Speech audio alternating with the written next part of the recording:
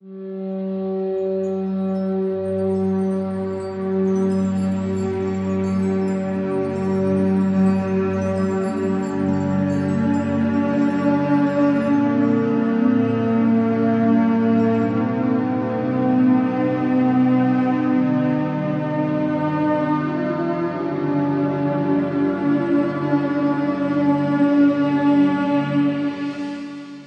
55 है, ऑलमोस्ट 35 साल की इमामत है। जब 7वें इमाम को इमामत का ओहदा मिला तो वो 20 थे।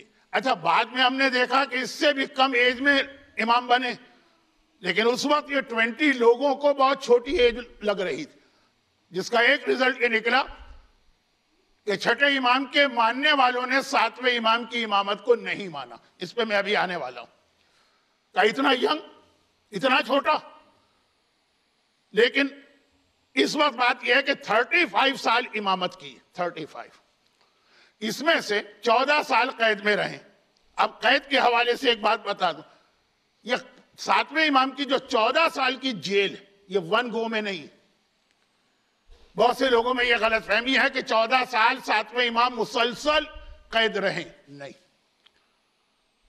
आखिरी 4 साल 179 हिजरा से 183, 4 साल मुसलसल कैद में रहे। लेकिन वैसे 14 साल इमाम के 164 हिजरा से 183 हिजरा, 20 साल में ये 14 साल कंप्लीट हुए। अब आपको तो मालूम है ना, आप ऑस्ट्रेलिया के रहने वाले हैं, पीआर में इतने महीने रहना चाहिए तो वो 2 साल में इतने वीक कंप्लीट करें, ऐसे कुछ कानून होता है ना यहाँ का। 20 साल में इमाम 14 साल कैद रहे, यानी ऑन ऑफ इमाम को कैसे रिहाई मिलती रही।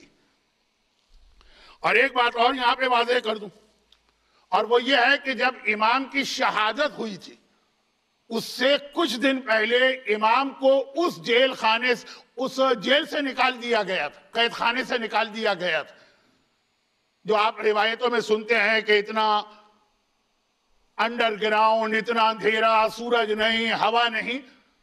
आखिरी इमाम की जिंदगी का कम से कम लास्ट वीक वहां नहीं थे इमाम, बहुत बड़ा कैद खाना था। अच्छा, बात चीजें ऐसी होती हैं कि तारीख में नहीं है, मसाइब में पढ़ी जा रही हैं तो जनरेशन से पढ़ी जा रही है, चले ठीक, अब वहां पे जरूरत नहीं हमें बहुत रिसर्च की। लेकिन बात चीजें ऐसी है जो अचानक हमारे यहाँ नई स्टार्ट की जाती, उनको वहीं रोक दें तो बेहतर। अब इत्तेफाक ऐसा है कि मैंने एक दिन में 4 मुख्तलिफ उलमा से ये जुमला सुना कि 7वें इमाम को जहर दे के शहीद किया गया, और भी मासूमीन को जहर दे के शहीद किया गया है, but there is a difference. और डिफरेंस क्या बता रहे हैं कि दूसरे इमामों को जब जहर दिया गया तो कम से कम उनके पास इतना स्पेस था कि वो तड़प सके। 7वें इमाम को जहर दिया गया तो इतनी स्पेस भी नहीं थी कि इमाम तड़प सके। यानी वो जो कैद खाना आप सुनते हैं कि अगर आदमी उसमें लेट जाए तो पैर नहीं फैला सकता है, खड़ा हो तो उसका सर छत से टकराए। आखिरी जो इमाम का वीक है वो ये कैद खाना नहीं था, ये गलत फहमी, वो बहुत बड़ा कैद खाना था, बहुत वसी। और इसीलिए है कि जिसने इमाम को जहर दिया, संदी इब्ने शाहिद, उसने इमाम को जहर दे के 80 तो बहुत ही जो जिनके एक रेपुटेशन थी बगदाद में, उनको बुला के दिखाया कि देखो इमाम को बिल्कुल ठीक है ना, कोई जहर वगैरह तो नहीं। अब बाकायदा वहीं पे गुस्ल, कफन, सारे एहतमाम उसी जगह हुए। इतना वसी कैद खाना था कि 80 आदमी भी आए, उनका विटनेस भी लिया गया, इमाम का बिस्तर भी दिखाया कि देखो कितना बेहतरीन बिस्तर है। तो अब ये कोई इतना बड़ा प्रॉब्लम नहीं है, लेकिन चूंकि ये चीज नई नई शुरू हो रही है तो मैंने कहा ये क्लियर कर दूं कि 7वें इमाम 14 साल कैद रहे, लेकिन एक साथ नहीं। इसीलिए मैंने ये भी एक मजलिस में सुना कि जी वहां इमाम सिर्फ 4 साल कैद रहे। अब वो मजलिस पढ़ने वाले ने सिर्फ वो रिवायत पढ़ ली किताब में कि 4 साल तो मुसलसल लास्ट 4 साल, लेकिन 14 साल। अब बिफोर 14 ईयर्स, 14 साल से पहले जब इमाम कैद में गए थे, उससे पहले जब इमाम मदीने में थे, तब भी इमाम इतने फ्री नहीं थे। ऑन ऑफ इमाम पे इतनी सख्तियां होती थी कि बाज औकात इमाम अपने आप को इतना सीक्रेट कर लेते थे कि कोई इमाम के पास जाना चाहे जा नहीं सकता है। शतीता का वाकया आपको मालूम, मोमिन खुम से लेकर आया, ढूंढ रहा है, इमाम मिल नहीं रहे, اسی طرح یہ واقعہ، وہ مدینے میں آیا، امام کا نام اپنی زبان پہ نہیں لا سکتا. یہ اس وقت کی بات ہے جو 20 سال امام کے فریڈم کے. البتہ اس میں آن آف ٹائمنگ آتے رہتے ہیں کہ جب امام بالکل فری بھی ہو جاتے ہیں. اور اسی دوران 3-4 بہت ہی انٹرسٹنگ حدیثیں ہمارے سامنے آئیں. ایک تو میں خاص طور پہ پڑھ رہا ہوں جبکہ ٹائم بہت کم رہ گیا ہے کیونکہ اصل میرا سبجیکٹ اس کے بعد شروع ہوگا. لیکن ایک بہت انٹرسٹنگ حدیث ہے.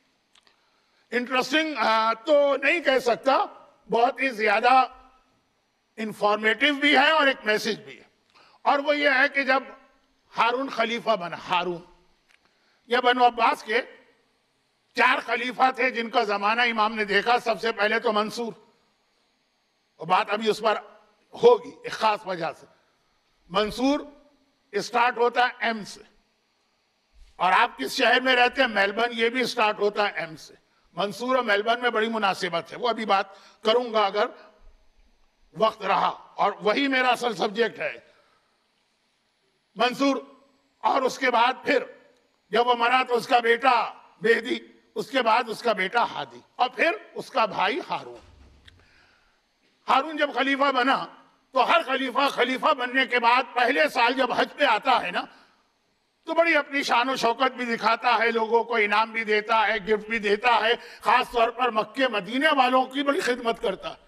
جیسے آج بھی سعودی حکومت کا جو طریقہ کار ہے نا، خادم حرمین و شریفین یا محافظ حرمین و شریفین اور کسٹوڈین آف ہولی پلیسز، یہ جو ہے نا آدمی کی ریپوٹیشن بڑھ جاتی ہے، اس سے عزت بڑھ جاتی. یہ ہمیشہ سے طریقہ رہا تھا حکمرانوں کا.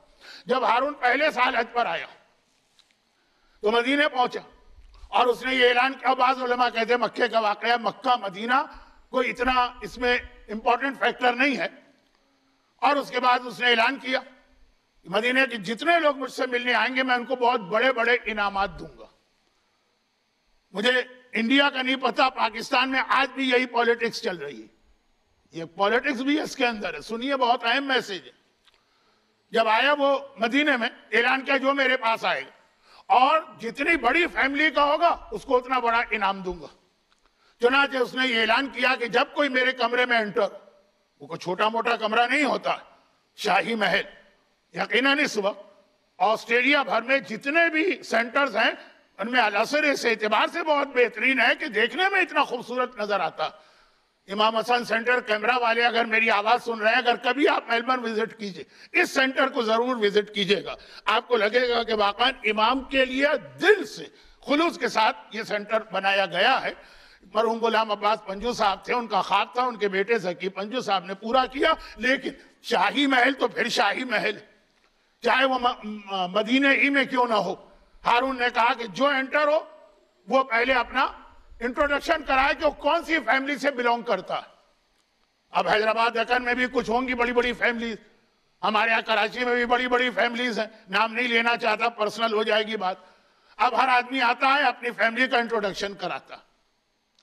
کسی کو 5,000 اس زمانے کے 5,000 درہم دینار، کسی کو 4,000 دینار یا درہم دینار گولڈ کا بنا ہوا کوائن. ہر ایک کو بہت بڑا بڑا انعام دیا جا رہا. آخر میں ایک بار ہمارے ساتھ وہ امام تشریف لائے. اچھا، یہ روایت کا راوی کون ہے؟ مامون رشید، ہارون کا اپنا بیٹا جو بعد میں خلیفہ بنا. وہ کہتا ہے کہ میں اپنے باپ کے لیفٹ سائڈ پہ کھڑا تھا، میرا بڑا بھائی امین مامون، 2 بھائی ہیں نا، رائٹ لیفٹ.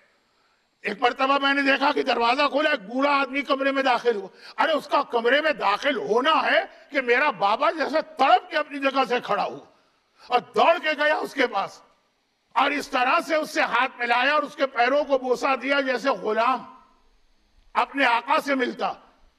امام کو زہر دے کے شہید کرنے والا دشمن، یہ ریاکاری جو ہوتی ہے نا، یا یہ کہیے کہ بعض چیزیں دشمنان اہل بیت بھی اپنے انر میں جانتے ہیں. لولا علی ایسے تو نہیں کہہ دیا نا کسی نے. تو آپ اتنے احترام سے لے کے آیا اور خود اپنی جگہ پہ ان کو بٹھایا اور ان کے پیروں پہ جا کے بیٹھ گیا. اور اس کے بعد ان سے بہت عقیدت سے بات کرنے لگا، یہاں تک کہ وہ آخر میں چلنے لگے. اور ہارون نے ان سے پورے، روایتیں بڑی بڑی ہیں، ٹائم کم ہے، پورے ان کے ڈیٹیل معلوم کی. فرزند رسول آپ کی فیملی کتنی بڑی ہے, آپ نے کتنے لوگوں کا خرچہ؟ کہا 500 آدمی. کہا 500 آپ کی فیملی ہے؟ کہا اس میں غلام ہیں, کنیزیں ہیں, 30 میری اولادیں ہیں. تو فرزند رسول آپ کا گزارا کیسے ہوتا ہے؟ کہا ظاہری اعتبار سے بڑی مشکل سے ہوتا. تو کہا کہ آپ بیٹیوں کی شادی کر دیجئے, ایسے ہی ہوتا ہے نا کہ آدھا خرچہ بچ جائے گا. کہا کہ یہ ظاہری جملے ہیں, مالی اعتبار سے ہم اتنی ہماری حیثیت نہیں ہے کہ ہم اپنی بیٹیوں کی شادی کر سکیں. 7واں امام کہہ رہا. تو پھر ہم لوگ کس لیے بیٹھے ہیں؟ یہ اس کا جملہ تھا. فرزند رسول میں ہر ایک کو انعام دے رہا ہوں, آپ کے لیے تو جان بھی حاضر ہے, بہت خدمت کروں گا آپ کی. یہ کہہ کے ان کو رخصت کر دی. مامون کہتا ہے اپنے باپ سے کہ یہ ہے کون کہ آپ اتنی عزت اور احترام سے جیسے غلام آقا سے ملتا. کہا تمہیں کیا پتا, یہ حجت خدا, یہ وصی رسول ہے, یہ خلیفہ برحق ہے. کچھ الفاظ میرے ہیں مفہوم بالمعنی, یہ اللہ کی طرف سے زمین پہ حکمران ہے. اب مامون کہتا ہے میں اپنے باپ سے سن رہا ہوں. تو میں نے اپنے باپ سے کہا تو پھر بابا آپ حکمران بنے؟ کہا یاد رکھو حکومت کا معاملہ الگ ہے, الملک عقیم, حکومت جو ہے نا اقتدار گورنمنٹ یہ عقیم ہے, بانج ہے, اس کی کوئی اولاد نہیں ہوتی. ارے یہ اگر تو بھی میرے تخت کی جانب دیکھے گا میں تیری آنکھیں نکلوا کے تیری گردن کاٹ دوں گا. باپ بیٹے کا رشتہ بھی نہیں چلتا جب چیئر کی بات آ جائے, جب کرسی کی بات آ جائے. یہ مامون کہتا ہے میں نے اپنے باپ سے سنا, جتنے فضائل اس خاندان کے میں نے اپنے بابا سے سنے, آج تک کسی سے نہیں سنے. بس وہیں سے میرے دل میں اس خاندان سے ایک اٹیچمنٹ پیدا ہوا. اور جب آخر میں 7واں امام باہر جا رہا, میرے قریب رک گئے اور میرے کان میں ایک جملہ کہا, میرے بعد میری اولاد کا خیال رکھنا. یہی مامون نے 8واں امام کو زہر دیا. وہ ساری چیزیں بات کی. لیکن اب اصل بات مجھے کیا کہنا کہ یہ بات ہو گئی ختم. پھر جب ہارون چلنے لگا مدینے سے مکہ تو امام کے لیے اس نے 200 دینار کا گفٹ بھجوایا. مامون کہتا ہے میں گھبرا گئے. میں نے کہا بابا جب وہ آئے تھے تو آپ نے اتنا احترام کیا تھا, ان کے حالات معلوم کر کے آپ نے اتنا بڑا ان سے وعدہ کیا تھا. معمولی لوگوں کو آپ نے 5-5 ہزار دینار دیے ہیں, جن کے بارے میں خود آپ قصیدہ پڑھ رہے ہیں ان کو صرف 200 دینار. کہا بیٹا یاد رکھ حکومت ان کا حق ہے, اگر ان کو زیادہ اچھی حالات میں رکھا نا, نعوذ باللہ اس کا جملہ دوہرا رہا ہے, یہ سر پہ چڑھ جائیں گے, اپنا حق مانگنے آئیں گے. ان کو ہمیشہ غربت میں رکھو تاکہ کبھی یہ اقتدار کی جانب نگاہ بھی نہ ڈال سکیں. جان بوجھ کے غریب رکھو تبھی یہ تمہارے کنٹرول میں رہیں گے. ہمارے یہاں پاکستان میں آج بھی جو زمیندار ہوتے ہیں نا, وہ جان بوجھ کر اپنے کھیتوں میں کام کرنے والے کو غریب رکھتے ہیں تاکہ وہ سر اٹھانے کے قابل نہ ہو. اور خالی یہ بات نہیں ہے, ایک اور بات عرض کر رہا ہوں. اچھا ہوا کیا, اب دیکھیے وہ انٹرسٹنگ پارٹ. اب ہوا یہ کہ جب وہ 200 دینار بھیجوائے ہارون نے عام آدمیوں کو, یعنی یہ محاورتاً کہہ رہا ہوں, بھنگی, چمار, موچی, دھوبی, کوئی پروفیشن اسلام میں برا نہیں ہے, لیکن محاورہ جو بن جاتا ان کو 10-10 ہزار, 5-5 ہزار, اور امام کی اتنی تعریف صرف 200. تو ہارون کے دربار کا جو آفیشل گویہ تھا, گویے تو ہر ایک کو چاہیے ہوتے ہیں نا, لفظ شاید برا لگ رہا ہو کسی کو, سنگرز, اس کا ایک آفیشل سنگر تھا بہت مشہور ہے, جس کو بعد میں 9ویں امام نے بددعا دی تھی. بعد میں یہ بہت بات کی چیز ہے. مخارق بہت مشہور ہے, یاد رکھیے گا. مائیکل جیکسن آپ کو یاد ہے, میڈونا آپ کو یاد ہے, کچھ مذہبی لوگ بھی آپ کو یاد ہے. مخارق 7ویں امام کے زمانے میں ہارون کا آفیشل سنگر تھا. سنگر کے لفظ میں ذرا احترام پایا جاتا, میں اس کو گویہ کہتا ہوں. اس نے یہ منظر دیکھا, اس نے کہا کہ میں اپنے دل میں بہت حیران ہوا کہ انہوں نے 500 کا خرچہ ان کے اوپر ہے, بیٹیوں کی شادی نہیں ہے, کچھ قرضے بھی اپنے بتائے, اور ہارون نے صرف 200 دینار. میں گیا ہارون کے پاس, کہا کہ آج ہم لوگ جا رہے ہیں آج مدینے میں. جب ہم لوگ آئے تھے تو بہت سے لوگوں کو پتا تھا کہ میں آپ کے کلوز ہوں, غریب لوگوں کو, تو ان کو بڑی توقع تھی کہ میں ان کی کچھ مدد کر کے جاؤں گا. ابھی تک تو وہ اس امید میں بیٹھے تھے کہ میں یہاں ہوں, آج جا رہا ہوں, وہ سب میرے پاس آئیں گے. تم بادشاہ کے اتنے کلوز ہو, ہماری یہ حالت ہے, کچھ ہماری مدد کرو. میرے پاس تو کچھ نہیں. ہارون نے کہا اچھا یہ 10,000 دینار کی تھیلی لے لو. اس کے بعد اس نے کہا کہ اب آپ یہ دے ہی رہے ہیں تو آپ کو پتہ ہی ہے کہ میرے اوپر قرضے کتنے ہیں, اس کے لیے بھی کوئی انتظام کرے. ہارون نے دوسرے 10,000 دینار, 10,000.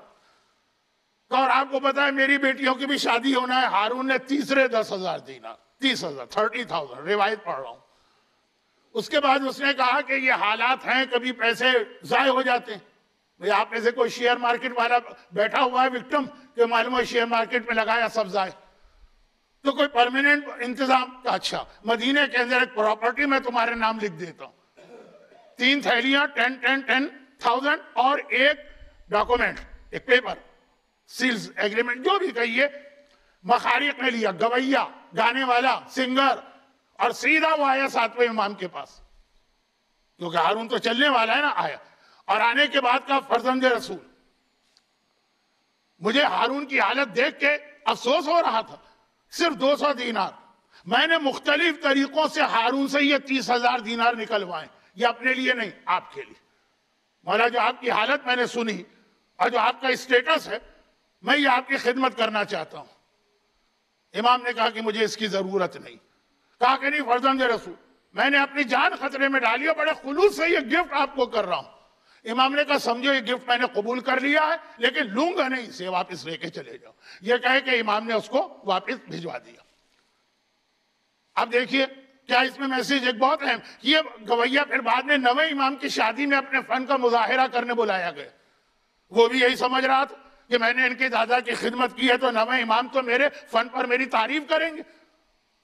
امام نے اس کو بد دعا دی. لیکن امام کیا ڈبل سٹینڈرڈ تو ہے نہیں کہ اگر درباری گویا امام کے سامنے گانا گائے تو امام بد دعا دے, اور اپنا کوئی مومن گانا گائے تو امام اس کو تعریف کر کے جنت میں لے کے چلے جائے. مخارق, امام کی مدد کرنے جا رہا, امام کی مدد کرنے جا رہا, امام کی حالت دیکھ کر اور امام کی عظمت دیکھیں, یہ بالکل پکا امام کی عظمت کو ماننے والا ہے. یہ امام سے کوئی دعا کی بات بھی نہیں کر رہا, کوئی پرابلم سالو نہیں کرا رہا, صرف عظمت امام خدمت کر رہا. آج بھی ہمارے یہاں کتنے لوگ کہا وہ فلاں اگرچہ حرام گانا گا رہا مگر دیکھیں دین کی کتنی خدمت کر رہا. دین کو ایسی خدمت کی ضرورت نہیں. ارے دیکھیں اس نے علی کا نام کہاں پہنچا دیا. علی کو اس طرح سے اپنا نام پہنچانے کی ضرورت نہیں ہے. علی کا نام کائنات کے گوشے گوشے میں پہنچانے کے لیے اللہ اور اللہ کا رسول کافی ہے.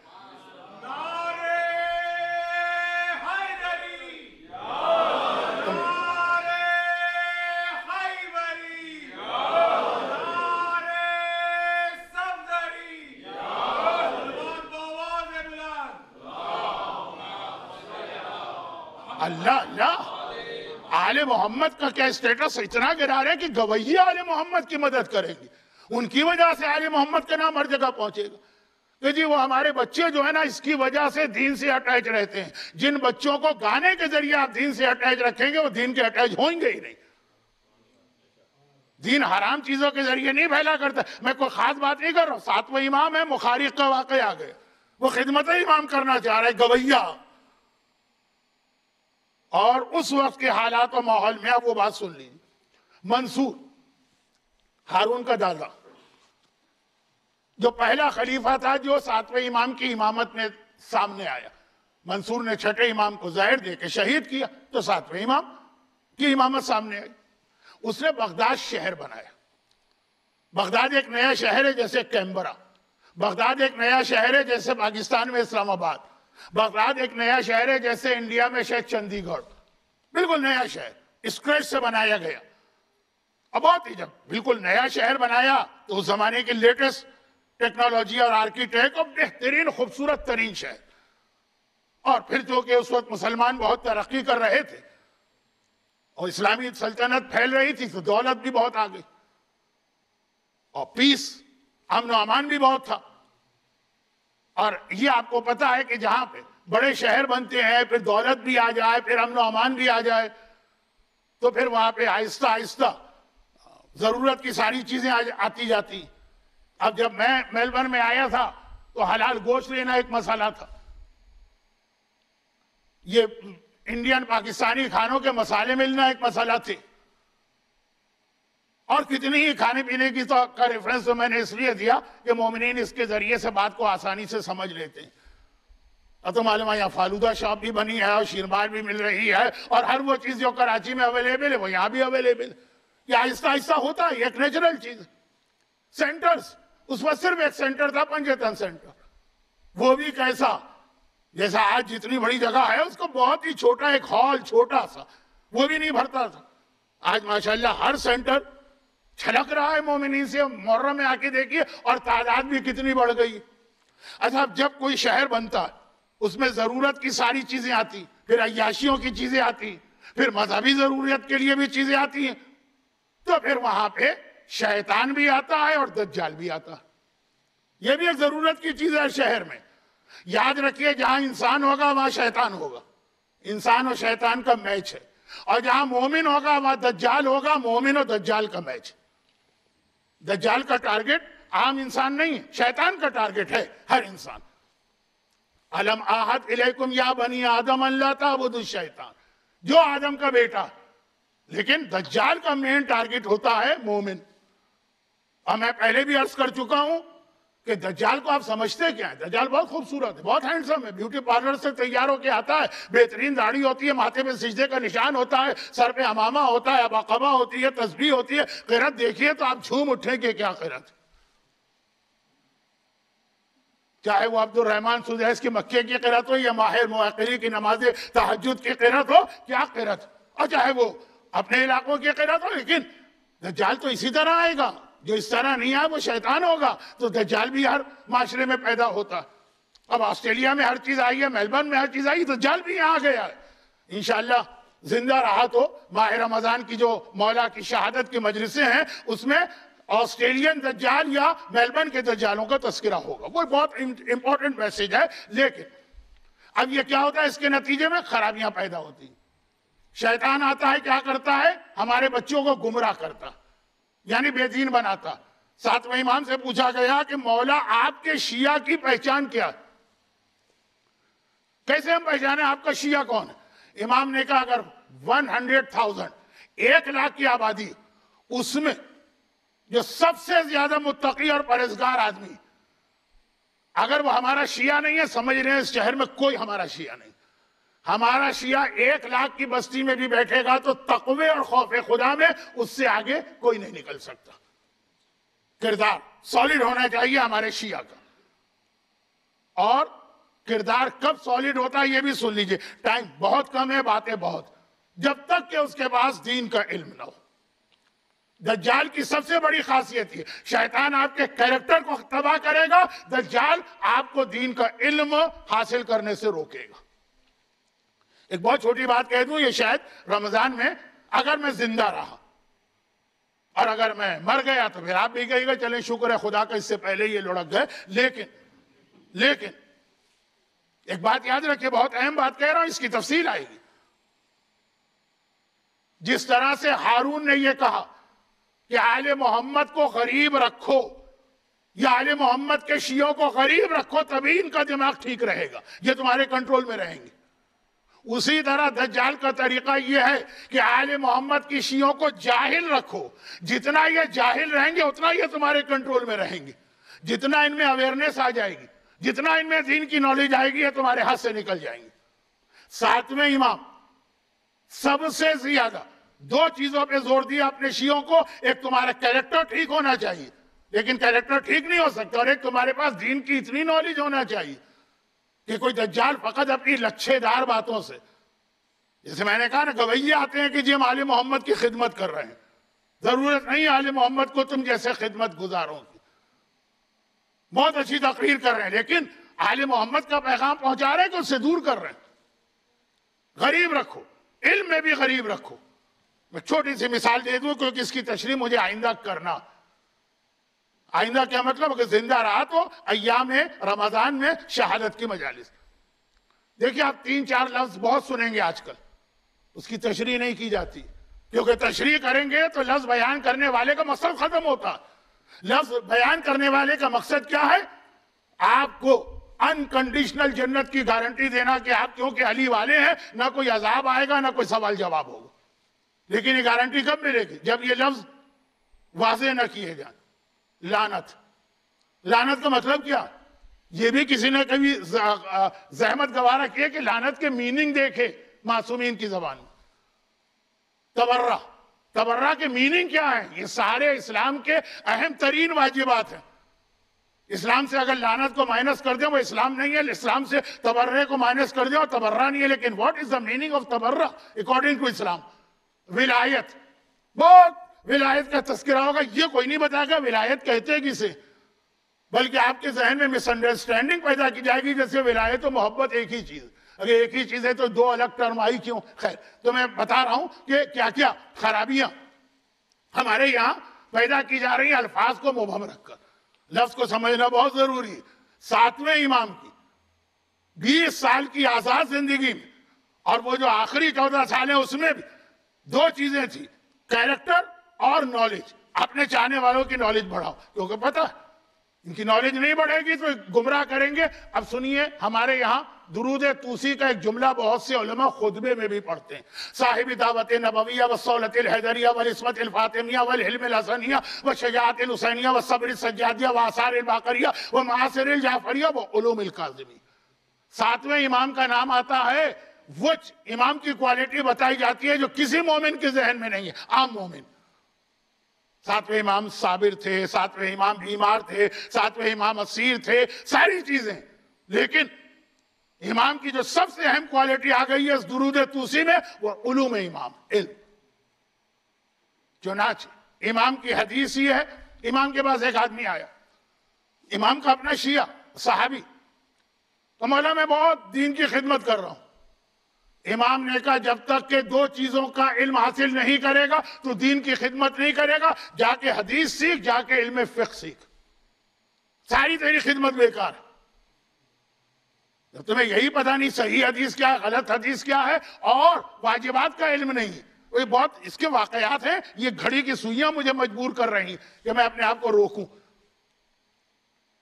بلکہ 2-3 بہت انٹرسٹنگ چھوٹی سی باتیں سن لیجئے. نمبر 1،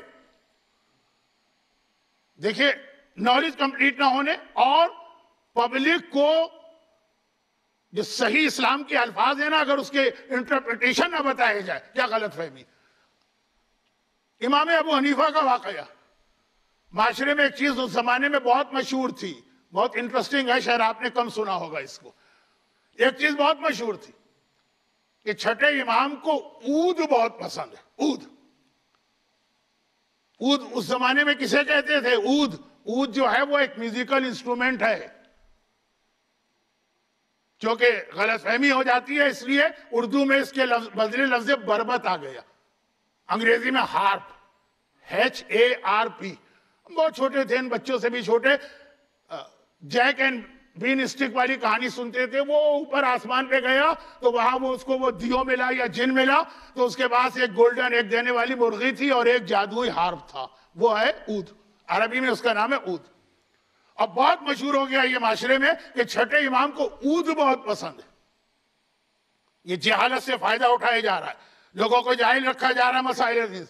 تو امام ابو حنیفہ پہنچ گئے 7ویں امام کے پاس اور کہا فرزند رسول آپ یہ بتائیے کہ آپ کے بابا کو عود زیادہ پسند تھا یا تنبورا؟ اب تنبورا بھی ایک میوزیکل انسٹرومنٹ ہے، ڈھول ٹائپ کا. امام نے کہا میرے بابا کو عود زیادہ پسند تھا، لیکن تیرا سوال بتا رہا کہ تو عود سے میوزیکل انسٹرومنٹ سمجھ رہا. عود وہ جو خوشبودار لکڑی ہے. آج تو زیادہ مشہور یہ ہو گیا جب یہ حدیث آئی ہمارے سامنے کہ کس طرح لوگ دھوکہ دے رہے ہیں عام آدمیوں کو، تو پھر صاحبان ایمان نے اردو زبان سے وہ پرانا عود نکال دیا. لیکن اس وقت تک کیا تھا؟ عود بہت. تو لوگوں نے کہا دیکھیں چھٹے امام کو عود بہت پسند ہے، اور عود تو میوزیکل انسٹرومنٹ. بلکہ یہ آدمی تو پہنچ گیا کہ 2 میوزیکل انسٹرومنٹ میں سے زیادہ کون سا پسند ہے؟ امام نے کہا میرا بابا تو ان دونوں سے دشمنی رکھتا تھا جو تم کہہ رہے ہو. میوزیکل انسٹرومنٹ والا عود، انگریزی میں ہارپ. وہ جیک اینڈ بین اسٹک کی کہانی اگر آپ نے سنی، اس سے دشمنی رکھتا تھا. تنبورے سے جو عود میرے بابا کو پسند ہے وہ خوشبودار لکڑی جو آج پورے گلف میں بہت زیادہ رائج ہے، انڈیا پاکستان میں بھی لوگ جانتے ہیں، عود. غلط فہمی، ایک لفظ سے غلط فائدہ اٹھا کر کہاں سے بات حرام چیز کو امام کی پسندیدہ چیز بنا دیا گیا؟ یہ ہے علم فقہ سے دوری کا نتیجہ۔ چنانچہ امام نے خاص اپنے بھائی علی ابن جعفر صادق کو بٹھایا۔ شاید پورے ائمہ طاہرین میں اور کوئی امام ایسا نہیں، اور ان کو مسائل کی پوری ایک کتاب لکھوائی۔ اب علی ابن جعفر نے امام سے جو مسائل سیکھے اس کی 2 کتابیں، ایک عبداللہ حمیری کی ہے، وہ تو بہت قرب الاسناد، وہ تو بہت معتبر ہے، سارے علماء نے مانا۔ ایک اور بھی ان کی کتاب ملتی ہے، علی ابن حمزہ، یہ 7ویں امام کے بھائی ہیں، بھائی 7ویں امام ان سے کتاب لکھوا رہے مسائل پر، فقہ پر۔ اور یہ والی جو کتاب ہے اس کے اندر مراجع میں ایک اختلاف ہے، سن لیجئے فتوے کیوں الگ ہوتے ہیں۔ ان کی 2 کتابیں، پہلی کتاب تو سب مانتے ہیں، دوسری کتاب میں اختلاف۔ آغا خوئی اس دوسری کتاب کو بھی معتبر مانتے تھے، آغا سیستانی کا اس دوسری کتاب کے بارے میں ڈاؤٹ فل ہے۔ تو چنانچہ کچھ حدیثیں جو اس دوسری کتاب میں، وہ آغا سیستانی اس پہ فتویٰ نہیں دیتے، آغا خوئی فتویٰ دیتے تھے۔ ایک مثال سن لیجیے، اس میں یہ لکھا ہے، کتاب سے پڑھ رہا ہوں۔ علی ابن حمزہ کہتے ہیں، علی ابن جعفر 6 امام کے بیٹے، 7ویں کے بھائی۔ میں نے پوچھا 7ویں امام سے کہ فرزند رسول داڑھی منڈوانا، داڑھی جو ہم رکھتے ہیں، داڑھی کے بارے میں کیا حکم ہے داڑھی منڈوانے کا؟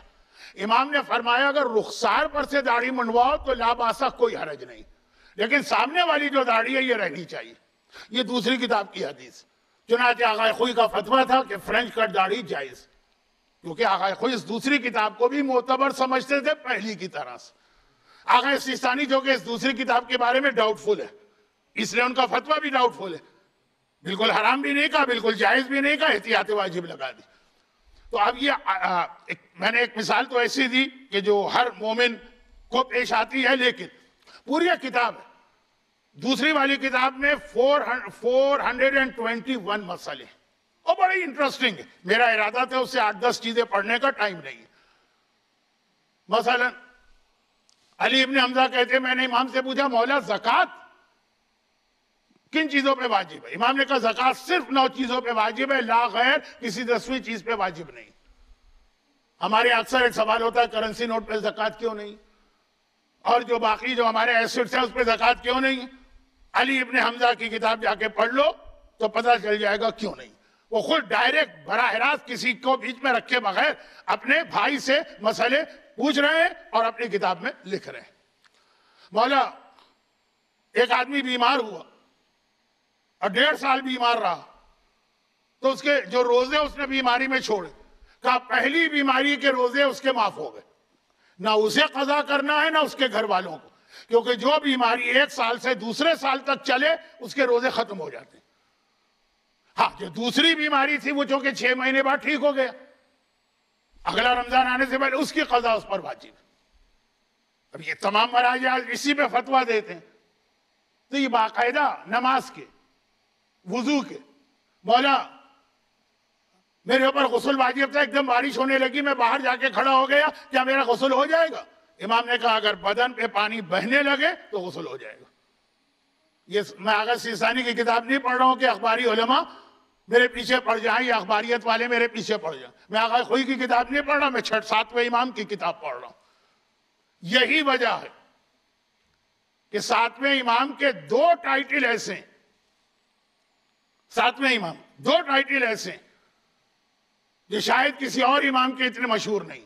7ویں امام کے ٹائٹل میں کیا ہے؟ باب الحوائج، ہر آدمی جانتا، لیکن ان کا ایک ٹائٹل ہے الفقیہ، معاشرے کو علم دین دینے والا امام، حلال و حرام کے مسائل سکھانے والا امام۔ ہر امام کا یہی کام، مگر 6 امام کا یہ ٹائٹل نہیں ہے، 5ویں امام کا یہ ٹائٹل نہیں، جس کی وجہ سے ہم فقہ جعفری کہلاتے ہیں، ان کا یہ ٹائٹل نہیں ہے، ٹائٹل ہے تو 7ویں امام کا۔ اور دوسرا ان کا ٹائٹل ہے عبد الصالح، نیک ترین اللہ کا بندہ۔ تو جب باقی امام معاذ اللہ نیک نہیں تھے، لیکن ٹائٹل 7ویں امام کا۔ اور ریزن 2، نمبر 1، ابھی آپ نے سنا نا کہ 7ویں امام کا ماحول کتنا مشکل تھا کہ امام کا نام لینا، زبان پہ نام نہیں لا سکتے تھے، وہ بوڑھا چٹائی بننے والا اشاروں میں بات کر رہا.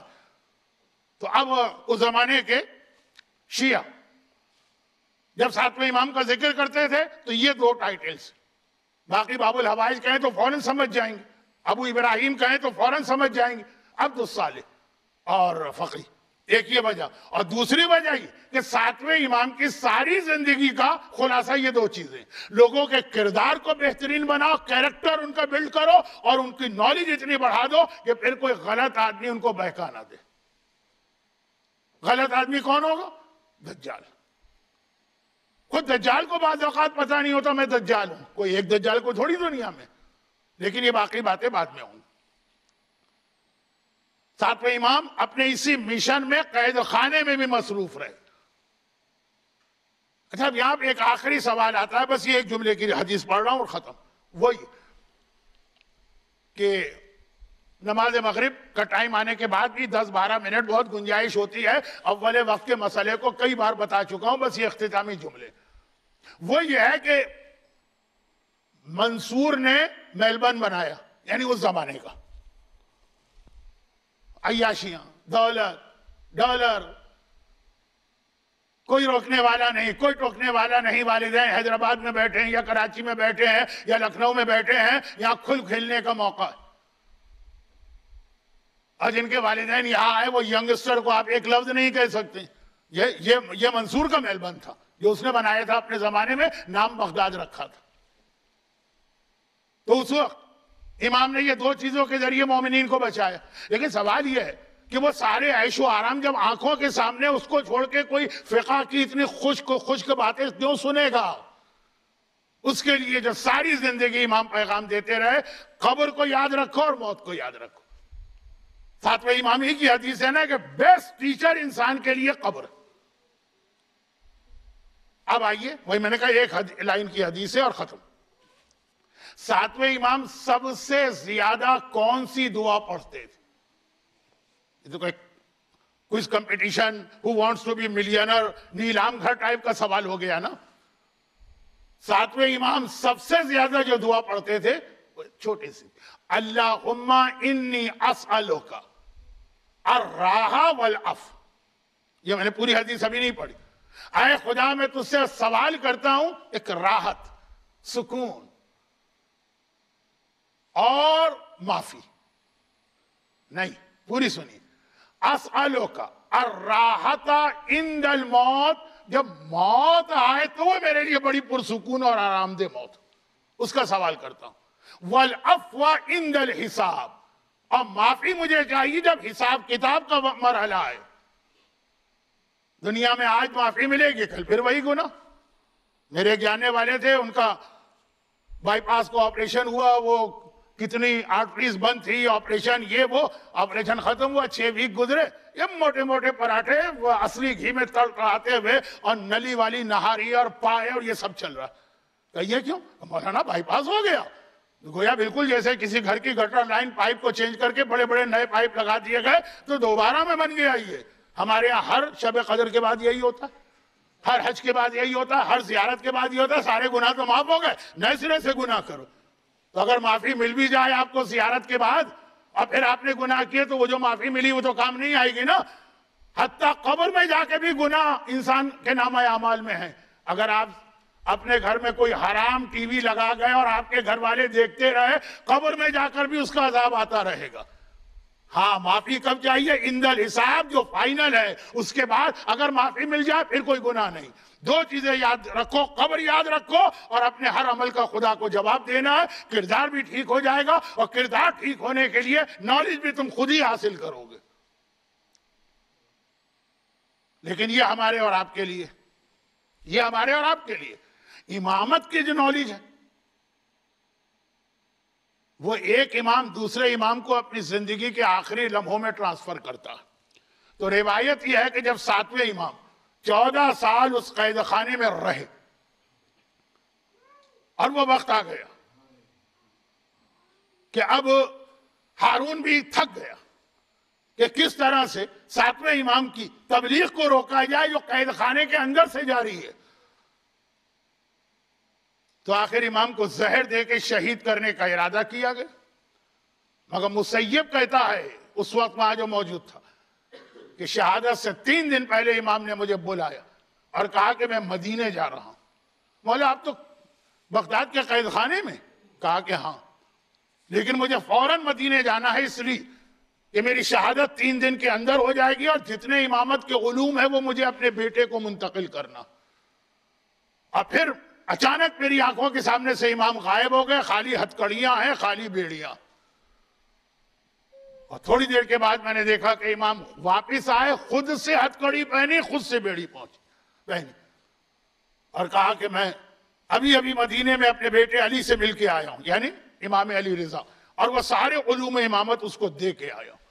اب دنیا سے میرے جانے کا وقت ہے، جو یہ ظالم کریں ان کو کرنے دینا، لیکن جب میرے غسل و کفن کا مرحلہ آئے گا تو اس وقت لوگ دینا سندھی کو، کہنا کہ غسل و کفن ہو چکا ہے، وہ پلٹ کے دیکھے گا تو واقعاً غسل و کفن ہو چکا ہوگا۔ اور 3 دن گزرتے ہیں اور 25 رجب کا دن آتا۔ ایک مرتبہ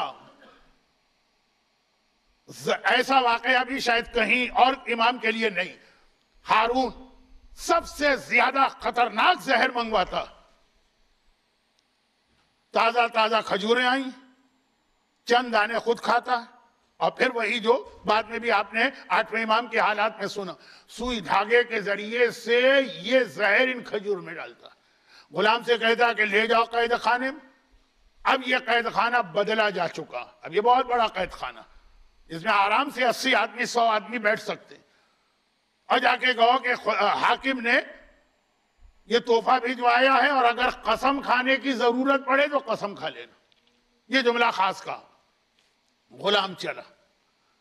ہارون کا ایک کتا بھی تھا، اصل میں تو کتیا تھی لیکن یہ لفظ ممبر پہ اچھا نہیں لگ رہا، بہت اس سے محبت کرتا تھا، گلے میں گولڈن چین پڑی رہتی تھی، وہ غلام کے ساتھ ساتھ چلی اور قید خانے میں یہ لوگ پہنچے۔ غلام نے یہ کھجور امام کے سامنے رکھے، فرزند رسول یہ کھجوریں بادشاہ نے بھجوائیں۔ امام نے کہا مجھے اس وقت اس کی کوئی رغبت نہیں۔ غلام نے کہا کہ نہیں فرزند رسول، خاص آپ کے لیے تحفہ، اور آپ اطمینان رکھیے، میں خدا کی قسم کھا کے کہتا ہوں کہ پہلے خود بادشاہ نے کھائی ہے پھر آپ کے لیے بھیجوائیں۔ قسم اسی لیے کھلوائی، کھائی اس نے اور ہارون نے اسی لیے کہا تھا۔ امام نے ایک مرتبہ کھجوریں اٹھائیں، پہلی کھجور امام منہ میں لے جانا چاہتے ہیں کہ کتا کھجور کی طرف بڑھا، امام نے اس کے سامنے کھجور پھینکی اور ادھر کتے کے منہ میں کھجور گئی۔ یہ ہے عیون اخبار الرضا میں شیخ صدوق، شیخنا صدوق، ہمارے استاد، ہمارے شیخ صدوق کی روایت۔ کتے نے وہ کھجور کھائی، زمین پہ گرا، لوٹنے لگا، خالی یہ نہیں اس کا گوشت ٹکڑے ٹکڑے ہو گیا، اس کی ہڈیاں ٹوٹ کے بکھر گئیں، یہ within minutes۔ امام نے باقی 9 کھجوریں اپنے منہ میں ایک ایک کر کے رکھی۔ یہ فاتح خیبر حیدر کرار کا وارث و بیٹا ہے، یہ جسم میں کھجوریں گئیں، یہ امام کا جسم مبارک ہے، یہ امام کا جسم اثر، کھجوریں گئیں۔ آپ دیکھ رہے ہیں کتنا تیزی سے اثر کرنے والا زہر ہے کہ کھجور اس کتے کے منہ میں جاتی ہے، اس کا گوشت ٹکڑے ٹکڑے ہوا، ہڈیاں ٹوٹ کے بکھر گئی، اور امام کا یہ بدن ہے جس نے سارا زہر برداشت کیا۔ اور ایک بار جب یہ غلام گیا ہارون کے پاس تو ہارون نے پوچھا تم نے کھجوریں کھلا دی؟ کہا کھلا دی۔ ان پہ کیا گزری؟ کہا وہ بستر پہ لیٹ گئے۔ کہا بس وہ کتا جو تمہارے ساتھ تھا، کہا اس کا یہ حال ہوا۔ ہارون ایک مرتبہ کہتا میرا کتا بھی گیا اور ان پہ کوئی اثر بھی نہ ہوا، اتنا سریع اثر ہے لیکن نہیں اثر ہو چکا۔ امام کا جسم ایک بار نیلا پڑا اور امام نے بلایا، اور بلانے کے بعد مسیب وہاں پہ ایک آدمی ہے، اس سے کہا کہ کچھ دیر بعد میرا بدن سرخ ہو جائے گا اور آخر میں میرا بدن سبز ہو جائے گا، جب میرا بدن سبز ہو جائے سمجھ لینا میں دنیا سے چلا گیا ہوں۔ امام کا جسم زہر کے ذریعے سے رنگ بدل رہا ہے اور آخر میں امام کا جسم سبز ہو گیا۔ یہ جملے آپ نے بار بار سنے ہیں اور آج بھی اپنی آنکھوں سے آپ کاظمین میں باب الحوائج کے روزے میں دیکھتے ہیں، یہ واحد تابوت نکلتا ہے جس پر زنجیریں جکڑی ہوئی ہوتی ہیں، جس پہ زنجیریں نظر آتی ہیں، کیونکہ جب امام کا لاشا اٹھایا گیا تو اس وقت بھی ہتھکڑی کھولنے اور بیڑی اتارنے کی زحمت گوارا نہ کی گئی. یہ جنازہ اٹھایا گیا, بغداد کے پل کی جانب لے جایا گیا, بغداد کے پل پہ رات کے اندھیرے میں رکھ دیا گیا, اور ایک مرتبہ مقصد یہ تھا کہ بغداد کا پل ہے, ساری رات سواریاں گزر رہی ہیں, بغداد سے باہر لوگ جا رہے, بغداد میں آ رہے, اندھیرا ہے رات کا. امام کا جسم تو اتنا کمزور ہو گیا کہ جتنا ایک کپڑا ہوتا ہے, سواریاں گزرتی رہیں گی, یہ لاشا پامال ہوتا رہے گا, مگر نہیں, بس یہاں پہ امام کا امتحان مکمل ہوا.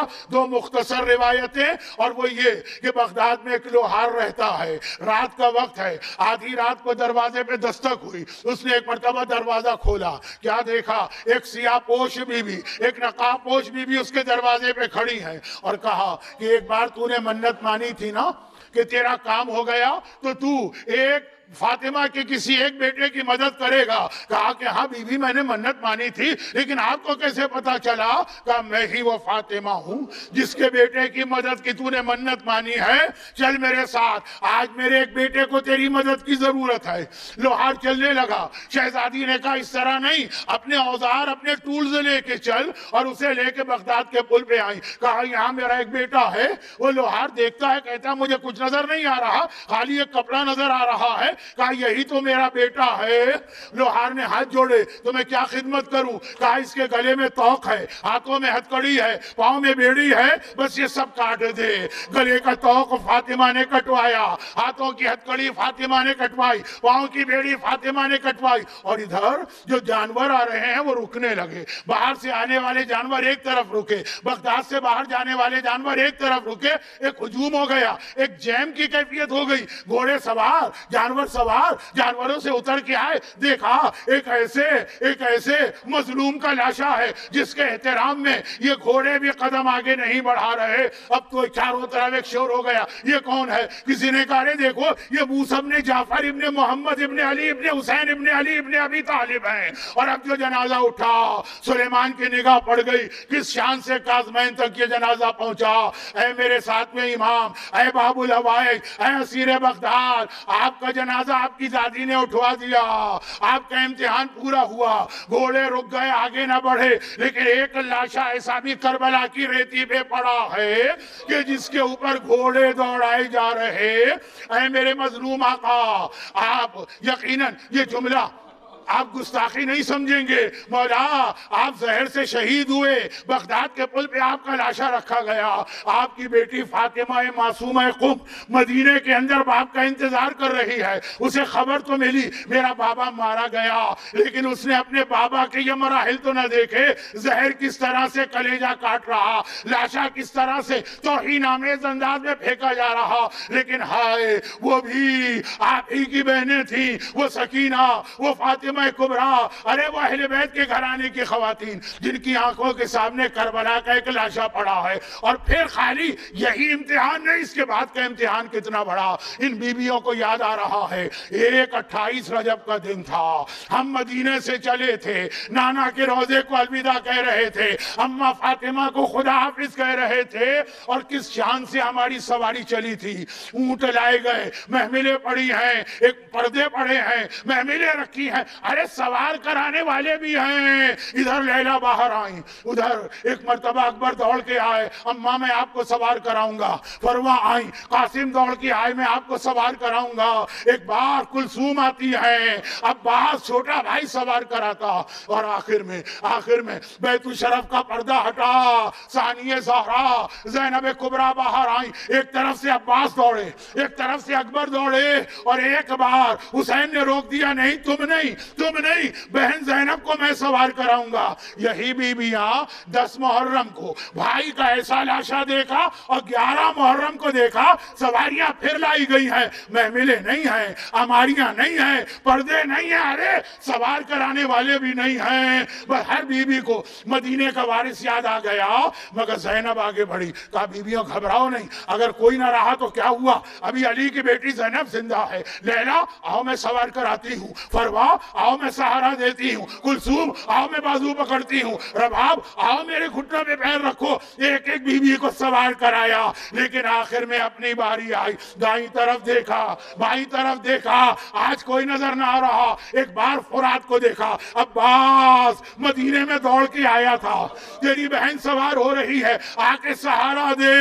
بس ایک بار وہ اسیر بغداد تھا، قید خانے سے جس کا لاشا ہتھکڑی اور بیڑی سے نکلا، اور یہ اسیر کربلا ہے۔ ایک بار زینب کی فریاد سننا ہے۔ سجاد آگے بڑھے، یقیناً گلے میں توق ہے، ہاتھوں میں ہتھکڑی ہے۔ پھوپھی اماں گھبرائیے نہیں، اگر چچا عباس نہیں، ابھی آپ کا بیٹا سجاد ہے، میں آپ کو سہارا دے کے سوار کراؤں گا۔ آئیے کربلا والوں کا بھی ماتم کریں اور اسیر بغداد کا بھی ماتم کریں۔ وہ تابوت آ رہا ہے جسے بغداد کے پل پر انتہائی مظلومیت سے رکھ دیا گیا۔ واہ کاظمہ، واہ کاظمہ، واہ کاظمہ۔